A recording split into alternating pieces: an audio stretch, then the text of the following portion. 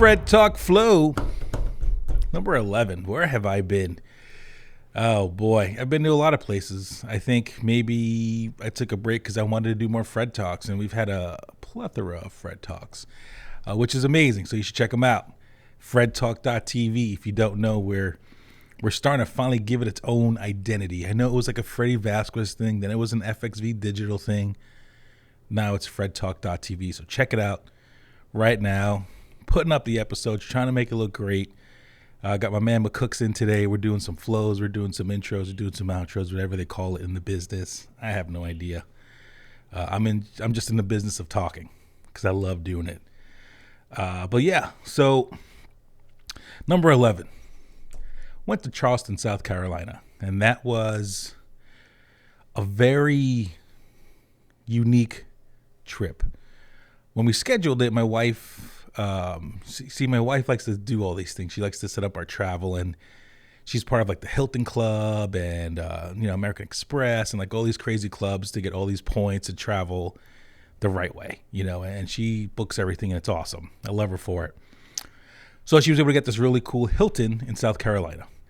It's a hotel that everybody loves going to, and so she was able to get it. She got it, booked it, and she was like, "Yeah, we're going to Charleston, South Carolina." I was like, "Okay." So we get down there, quaint little town, a lot of walking. I think we walked like 18 miles around Charleston, South Carolina, downtown. And what I noticed was, it was pretty old revolutionary time. I think it was started in like the 1600s, if I recall correctly. But what I realized about Charleston was, everybody says, hey, it's a great walking town. It's a great food town. Like if you're a foodie, you're going to love it. You need to go there. And they're right. The food was phenomenal. I don't think I had a bad meal there. Honestly, this place called the Brown Dog Deli. If you're down there, check it out. Poogan's Porch, the best banana pudding you'll ever have in your life. And I guarantee it. That's how good it was. But the thing that got me about Charleston was history. And for me, I dig history. And growing up, you had your history books, elementary school, all those great things. And they mentioned the word slavery. And you know what it is. We're not ignorant to it. I knew it existed. I knew it happened. It's an ugly part of our history. It's sad and it's terrible how everyone was brought over to the States or to North America. But I guess I never realized how bad it was or how horrific it was until I visited Charleston, South Carolina. Now, people there don't want to forget history, but they don't want to dwell on the negative part of it, and I can understand that because it's been so long, technically, but in all seriousness, not really. So everybody wants to go to this place, the Boone Plantation, and everybody likes going there because The Notebook was filmed there. I never saw it, never watched it, don't care. Not my cup of tea. But everybody wants to go there. So we went because, it was the closest plantation to where we were at. And I knew where I was going. I was going to a plantation. And I knew what those were back in the day. And I remember even feeling guilty going there because we called an Uber and the Uber driver was black, African American. I'm sure he's driven a bunch of people there, because he does Uber. But for me, I just felt terrible. It was just one of those things where, I knew where I was going.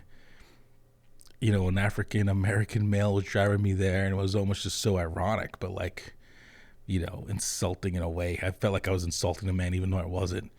And nothing was even said between us until we finally got to the plantation where he was like, first time here? And we were like, yeah. And that was it. But you have this really long entrance. All these live oaks are over this road, and on the left side you see all these brick buildings, very small. I mean, my office in here is bigger than the interior of one of these buildings, and there was like 10 or 11 maybe of these brick buildings on the left side. And the plantation, or the main building, was all the way at the end. And, we did the tour thing and went inside the plantation, learned about the owners of the plantation. And then as we came out of the mansion, to the right was a gentleman talking about the buildings that were there that we saw on the left side going up. And the people there were asking questions about, hey, is there anybody buried on these properties, on these grounds? And he said, no, the only person buried on the grounds was, I believe his name was Tom McCarthy. He was the gentleman that started planting the live oaks down the road towards the mansion. He never got to finish planting all the live oaks or see it in fruition, so they buried him, I think, halfway down the path, and then his family finished it off. And then someone said, how many slaves were buried on the plantation? And the answer was, we don't know. And someone said, where are they? And they said, we don't know, but the owners know. And I heard that, and I just thought to myself, like, where am I right now? And where I'm standing? And what am I, not like what am I doing here, but what am I standing on? I'm like, am I standing on slaves? I mean, I have no idea. And that's when it started to hit me that this was a real thing. Like this put it into reality for me, because I guess when you read it in the book for so many years and you're growing up, you know what happened. You weren't part of it. It was too far long ago for you to experience it, but you knew it was there. And then I walked towards the buildings, and the brick buildings are in front of the plantation because they want you to see how many slaves they own as you go towards the mansion. And that's a sign of wealth back in the day. So if you had a lot of these buildings in the front on your way into the mansion, it meant you were wealthy because of the amount of slaves you had. So I went into one of the brick buildings, and the second I walked in, man, I felt how heavy it was. It was just heavy. I could feel them in a way. I don't want to sound corny or anything, but you walk into this room and it's so small. And they were saying 21 people to a building. 21 people. I don't know if I can get 21 people in here comfortably. Okay, 21 people in each one of these buildings. And I was able to go through about 2 or 3 of them, and then I stopped going in. And I just started to realize more and more about, what Charleston was originally. And it was, I think, the largest port or second largest port where slaves came in. And doing the tour with Jill and going through Charleston, there was one part where there's a slavery market museum. And they were talking about how many slaves were bought and sold in this spot where the museum now sits. And that was, just blew my mind to see that building there. But then somebody said, or a friend of mine I was talking to told me, yeah, that's where the building was for the museum, but all the buying and selling happened the second they got off the boat, if they were alive. You're talking about bringing thousands of African Americans from Africa on a boat.